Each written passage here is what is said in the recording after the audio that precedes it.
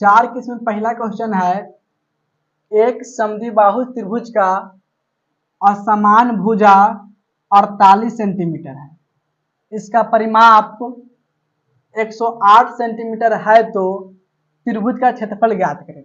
देखो इसमें त्रिभुज है समद्विबाहु त्रिभुज। समद्विबाहु त्रिभुज मतलब क्या हुआ, इसमें दो भुजा बराबर होगा और एक भुजा अलग होगा।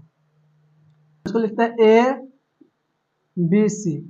ए बी सी एक त्रिभुज है, इसमें समान भुजा ए बी हो जाएगा और ए सी हो जाएगा, और अलग जो होगा इसमें बी सी हो जाएगा। समझ में आया कि नहीं, यानी कि बी सी के मान अलग होगा, लेकिन ए बी बराबर क्या होगा, ए सी का होगा। देखो तो इसमें कहता है कि समद्विबाहु त्रिभुज का असमान भुजा, यानी कि अलग जो भुजा होगा वो दिया हुआ 48 सेंटीमीटर। कितना है, 48 सेंटीमीटर के बराबर है। इतना समझ में आ गया।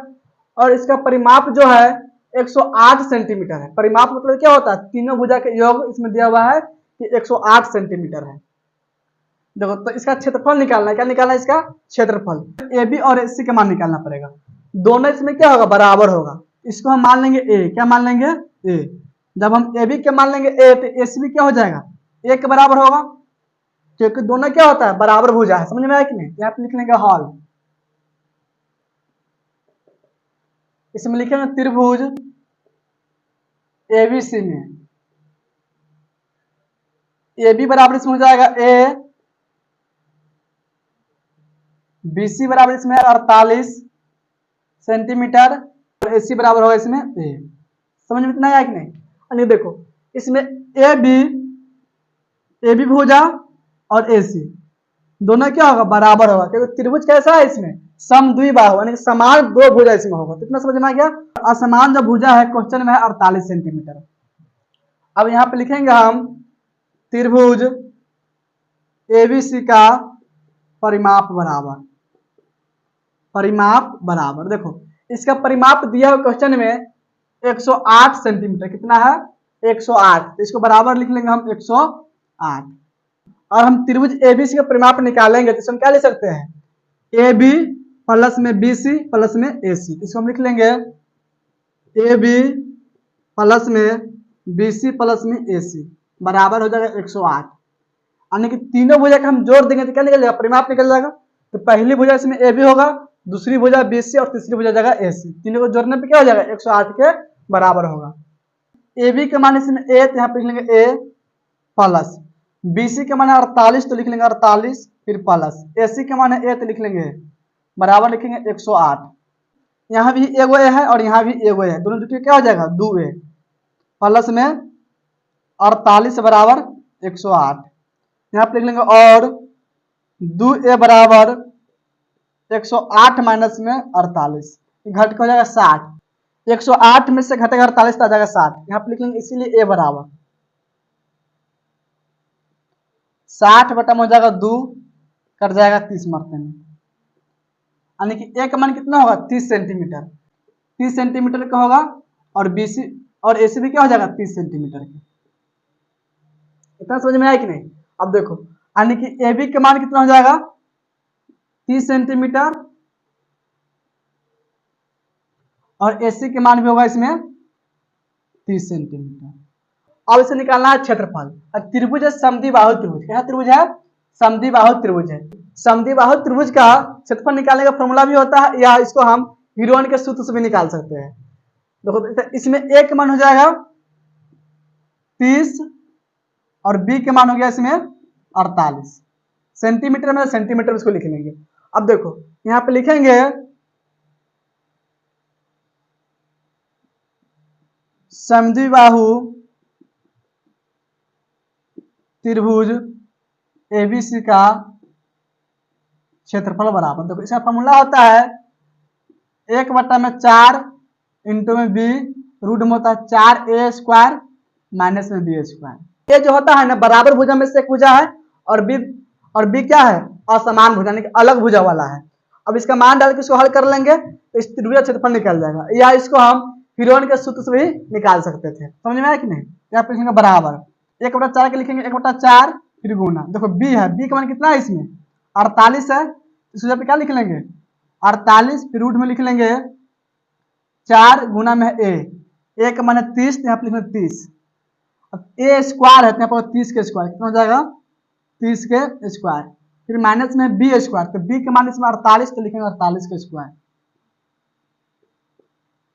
इसमें 4 से कट जाएगा 48, 12 मरतबे कट जाएगा, कितना मरतबे कट जाएगा 12 मरतबे, यहाँ पे लिखेंगे बराबर 12, देखो रूट में क्या हो जाएगा 30 के स्क्वायर हो जाएगा 900, 30 के स्क्वायर 900 और 900 में गुना करो 4 से तो कितना हो जाएगा 9 चौक 3600, कितना हो जाएगा 3600, फिर माइनस देखो 48 के निकालना है स्क्वायर, 48 के स्क्वायर कितना होगा तो 8 के स्क्वायर 64 होगा, हासिल 6 हो जाएगा, 8 दूनी 16, 16 चौका 64, 64 में जोड़ देंगे 6, 64 और 6 70 के 0 हासिल 7, 4 चौका 16, 16 7 जगह 23, कितना हो जाएगा 2304, यानी कि 48 के स्क्वायर होता है 2304, यहाँ पे क्या लिख लेंगे 2304, यहाँ पे लिखेंगे बराबर 12 रूट, अब 36 में से घटा लेंगे 2304, 36 में से 2304 को घटा लेंगे तो हो जाएगा 6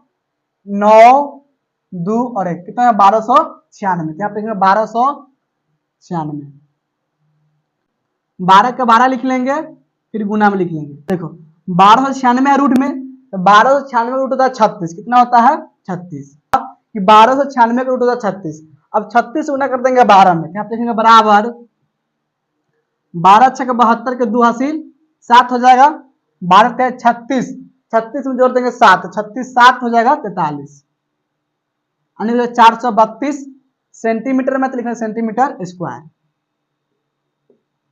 चौथा के पहला के आंसर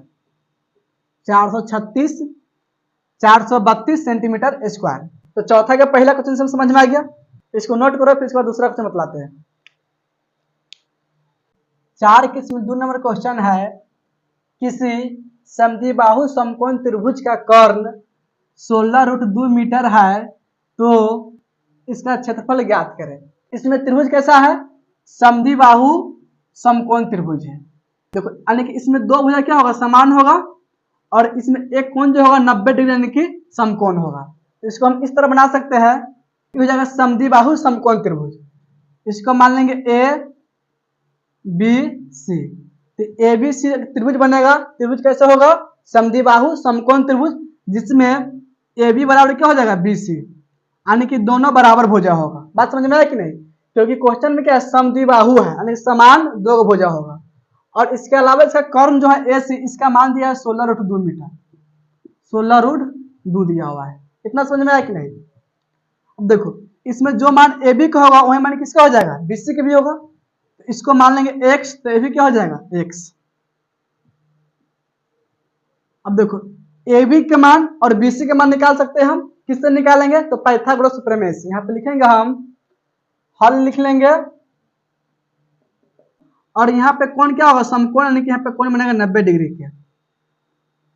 अब देखो जिसमें ए बी इसमें क्या होगा ऊंचाई होगा और बीसी इसमें क्या होगा आधार होगा, बात समझ में आया कि नहीं।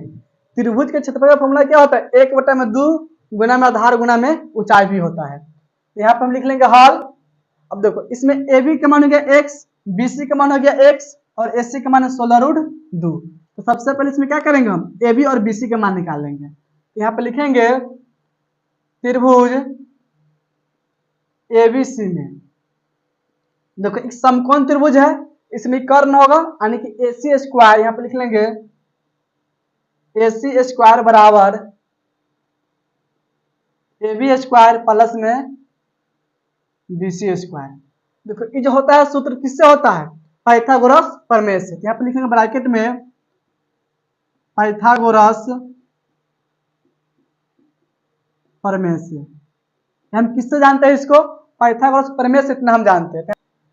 देखो AC के मान इसमें कितना है 16√2 है, यहाँ पे 16√2 के स्क्वायर, 16√2 के स्क्वायर, फिर लिख लेंगे बराबर ए बी स्क्वायर, तो ए बी के मान x, तो x स्क्वायर लिखेंगे, फिर plus B C square, B C के मान भी x, तो यहाँ पे लिखेंगे x स्क्वायर, यहाँ पे लिखेंगे और 16 के स्क्वायर कितना हो जाएगा 16 का स्क्वायर 256 हो जाएगा, फिर लिख लेंगे गुना √2 के स्क्वायर हो जाएगा 2, यहाँ पे लिख लेंगे 2 बराबर x square plus x square हो जाएगा 2x स्क्वायर, इसमें 2 से 2 कट जाएगा, यहाँ पे लिखेंगे और एक्स स्क्वायर बराबर 256, इसीलिए एक्स बराबर 256 की जगह रूट, यानी कि आ जाएगा 16। कितना आ जाएगा?